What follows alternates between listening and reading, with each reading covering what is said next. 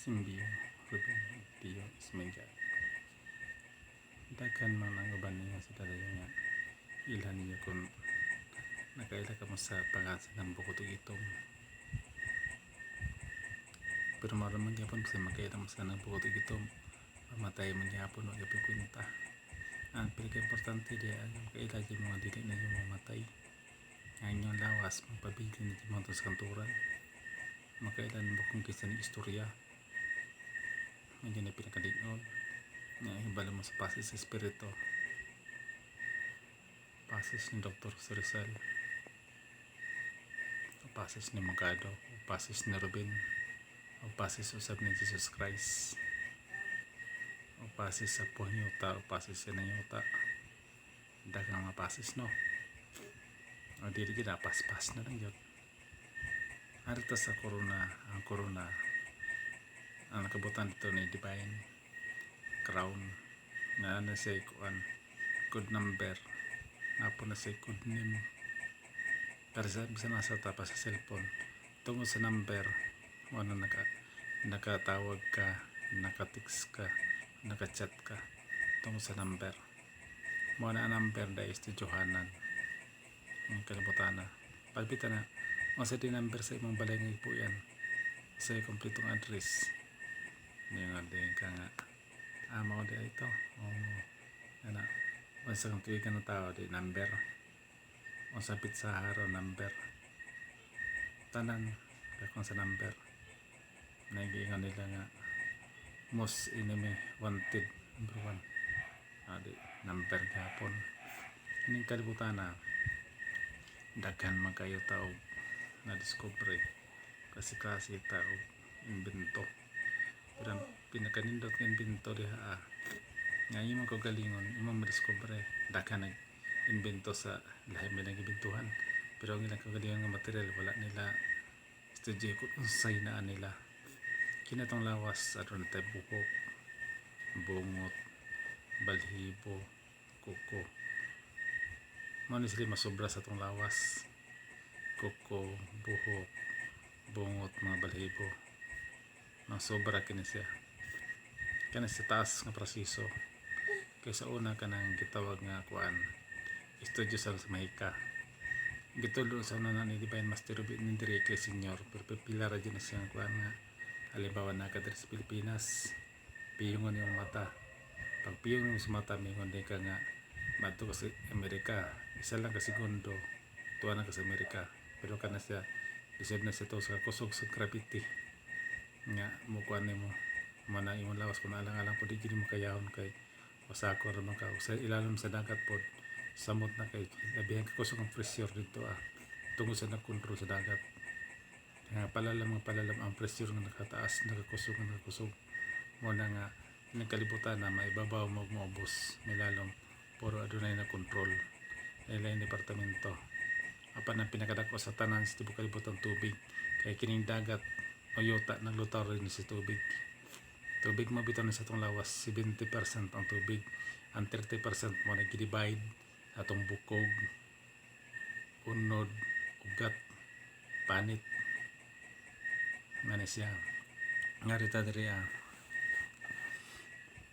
asa man ang kuan isa ka bulan sa iyong panagwan himutang 28 na siya ka kuan isa ka bulan bali nya napoy isa ka 28 puro nga nagay pa sa malawas ang iyong lawas mo yung estudyohan kay para sa nang sa tong lawas o sa may parte sa tong lawas nga nag-ar sabi na siya ara mana nga daghan pa nga bantayanan ng kalibutan kay ang pinaka-importante di may balo ka sa question mga pangutan sa kalibutan mabasa ang tinago panan pa sa gini para ni Jehovah ug hagdanas yung kaluwasan kung magatubag ka sa pangutan ng kalibutan question mo ang kaputan kaya akong profession jud General Spiritual Investigator man ako di mga tana malamingon sila nga ang nagsulti ko no dili ko no tinuod pero sayop na siya kaya naman kung saan man niya paibalo para sa si Jehovah naila ba si Jehovah nga Diyos kung wala sa ginipoklamar ni kalan-kalan Si kalan-kalan mo ko to ang hari sa malunda.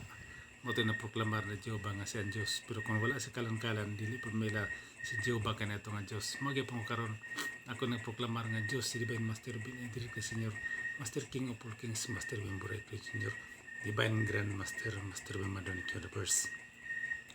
Nana na siya kay kung walay magpaila, walay magproklamar, dili naman na mailhan, mabitaw nga, mailhan mo kay naman nagpaila na naproklamar ng tao. Kay kung walay naproklamar, dili din mailhan. Kay lisod po kayo, mayon ka nga, mangkon ka. Pero na resulti niya, ang misis ni Divine Master Bin, nilay kay Senyor kaniya to. Ako ang nagtugas sa walay pagtugan, ako nagtago sa walay pagtago, ako naglimod sa walay paglimod. Mana ko nimong basihan, usab-usab o bali-bali ang pinulungan, arita sa dinagatailan. Diyos, di dinagat, ay island, of San Jose, DIOS, Diyos, mao kini ang dinagatailan nga gikumbuyan sa duha ka dakong higanti nga higantang babaeng bukid ug lalaking bukid. Sa taliwala niya na ang Diyos na diri nagpuyo. Kining Israel naa diha gyugbo kay sa una sa upat ka skills kalibutan gimitingan ni Dr. Estobar, General Arjano de la Concepcion, Captain Capollero ni Divine Master Bin Idri kay Senyor. Ang gusto diyo tana ni General Arjano de la Concepcion adto unta ibutang ang Israel sa Spain. Kay sa Spain pud ato apoy babaeng bukid ug lalaking bukid. Apan diri jud kay si Divine mismo minasunod. Kay sa may Divine gitabag sa Divine kay pwede siya mosulod. Nagpakamatay bali apan nabuhi sa kutro. Mo na siyang gitawag sa Divine. Taas nga istorya kato kung lulo kaniya to sa Catalina Vanilla. Nagtago na po yung material karon kay lain na pong division siya na silod. Mataningon siya ka na si Rubin Ikliyaw man ako naging ipangita.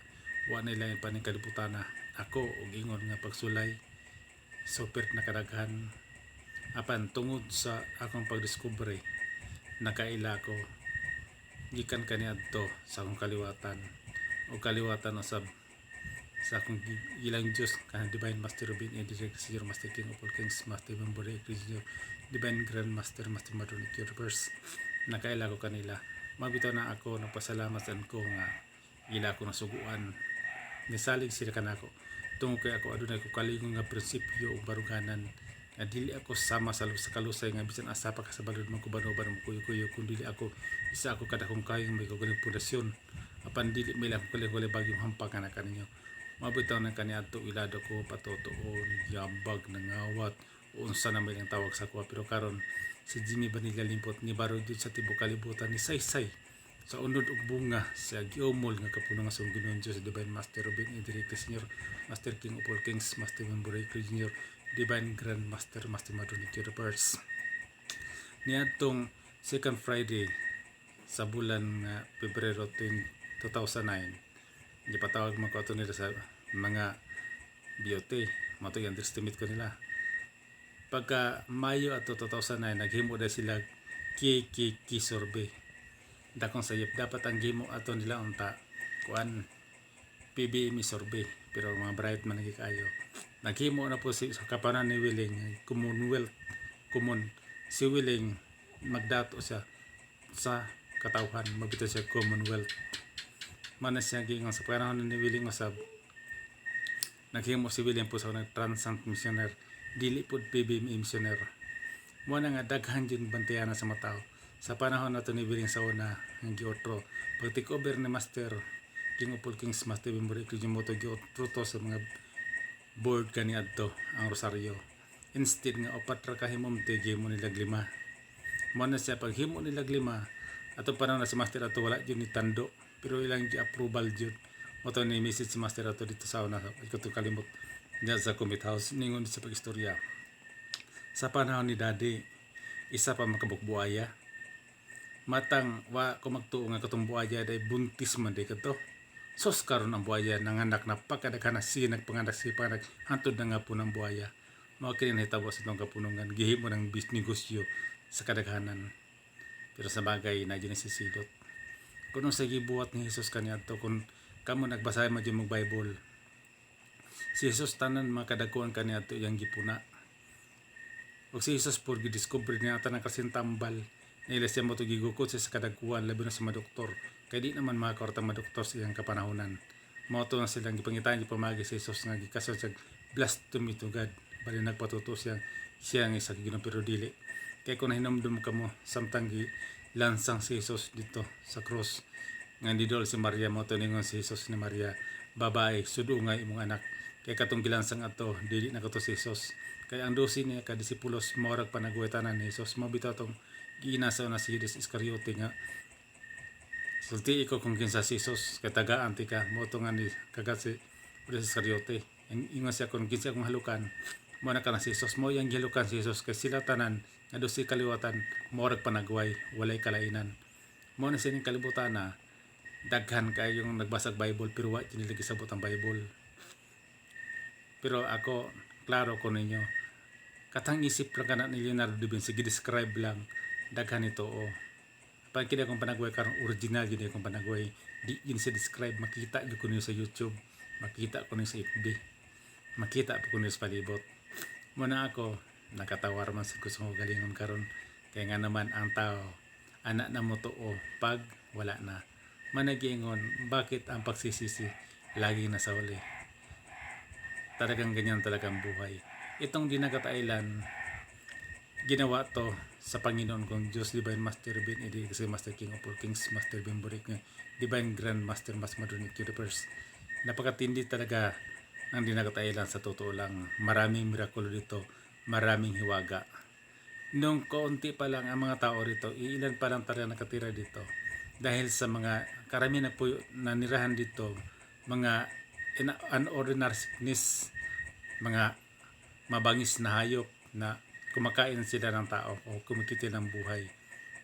Full of miracles ang Dinagat Island. Tapos sa Dinagat Island din, dito din si Jesus na malagi. Tapos yung tubig sa Jordan, nandito rin sa Dinagat Islands. Ang Dinagat Islands, kung tingnan mo, napakaliit lang. Pero kung makapag-aral ka talaga, to the spiritual division, napakalaki. Mundo tong Dinagat Island. Lahat dito, pag makapasok ka sa underground, 15 minutes lang halimbawa pumunta ka sa Amerika 15 minutes lang punta ka sa Europe 15 minutes sa Australia 15 minutes sa Italy 15 minutes pag makapasok ka na pero hindi rin biro alam mo kung bakit dahil sa puso ng tao ang puso kasi yun ang pinakamahirap mo kaya may kasabihan na madaling ngumiti kahit sino kahit kanino pero napakahirap umiyak kahit sino kahit kanino doon mo malaman ang isang tao ang kaibigan mo marami pero sa panahon sa kagipitan mo iilan na lang kagaya sa aking Panginoon Diyos Master King of all Kings Master Bumburiklo Jr. napakabait niyang tao napakabait niyang Panginoon sa totoo lang minsan ako napaisip ako yung mga kapatid niya ngayon halos may mga posisyon pero bakit anong nangyari kay Master pero sa bagay nakatadhana naman siguro talagang ganyan ang mangyari sa kanya. Napakabait kasi niya, inako niya talaga na kahit hindi niya kasalanan, inamin niya, siya talaga ang nagdusa. Pero sa bagay ang Panginoon talaga, magandang buhay. Bawat isa sa atin. Basta ako, hindi rin ako nagkulang sa inyo. Hanggang sa muli.